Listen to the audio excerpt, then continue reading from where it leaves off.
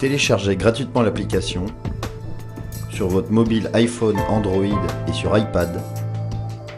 Profitez des recommandations et des analyses de nos spécialistes en direct. Et suivez en temps réel nos émissions depuis les réseaux sociaux.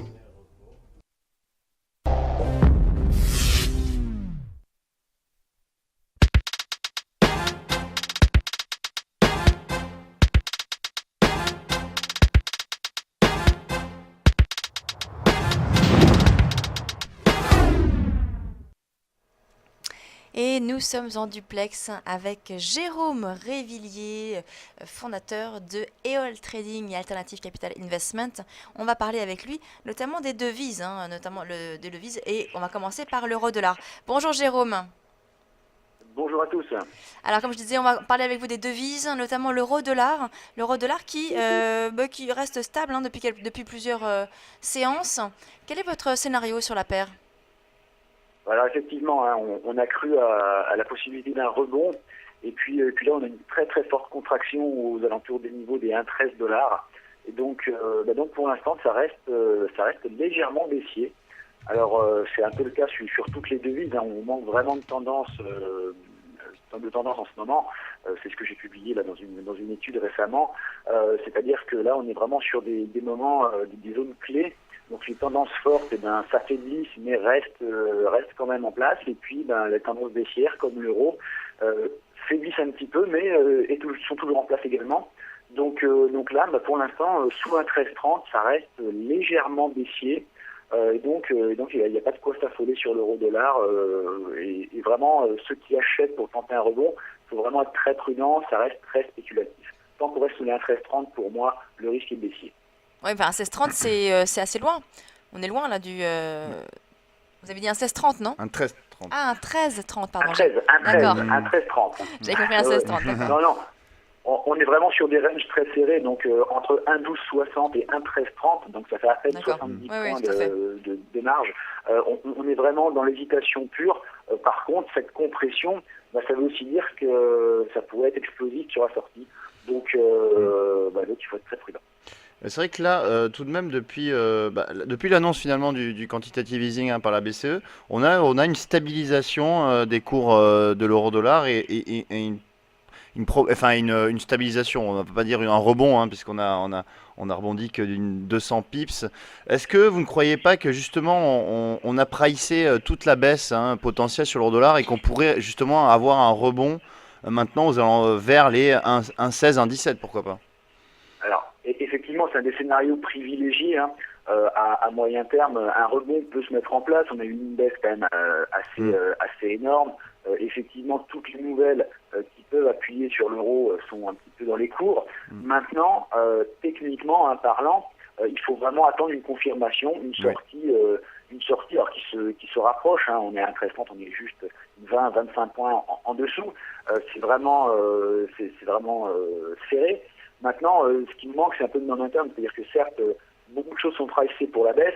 Maintenant, quels sont potentiellement les catalyseurs de la hausse, à part une raison technique de rebond, et ça peut rester très fragile, il suffit d'une déclaration ou d'une rumeur sur l'Ukraine. On a la Grèce aussi qui est un sujet quand même très tendu.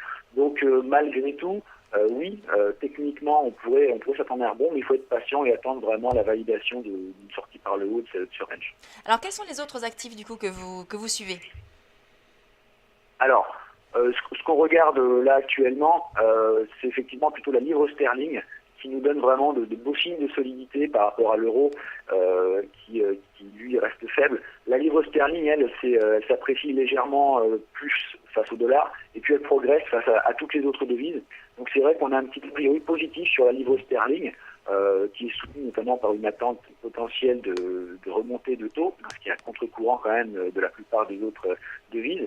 Donc vraiment, on surveille de près la livre sterling. Alors face au dollar australien, par exemple, un GBP/AUD, qui peut être une belle opportunité pour jouer la continuation de la tendance. Et puis GBP/Yen, qui était une très belle configuration à travailler depuis quelques jours. Donc voilà, plutôt là, si on devait jouer un rebond face au dollar américain, je privilégierais plutôt la livre sterling. Effectivement, là je suis sur le graphe du GBP Yen. On a un beau rebond après la chute hein, au mois de décembre et début du mois de janvier.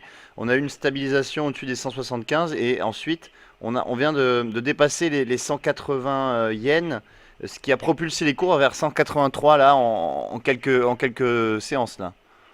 Ouais, on a vraiment une très belle dynamique, en plus très bien construite Ouais. techniquement. On a eu des cassures très propres avec des pullbacks dessus qui les ont validés. Donc on pouvait rentrer vraiment 179, 180.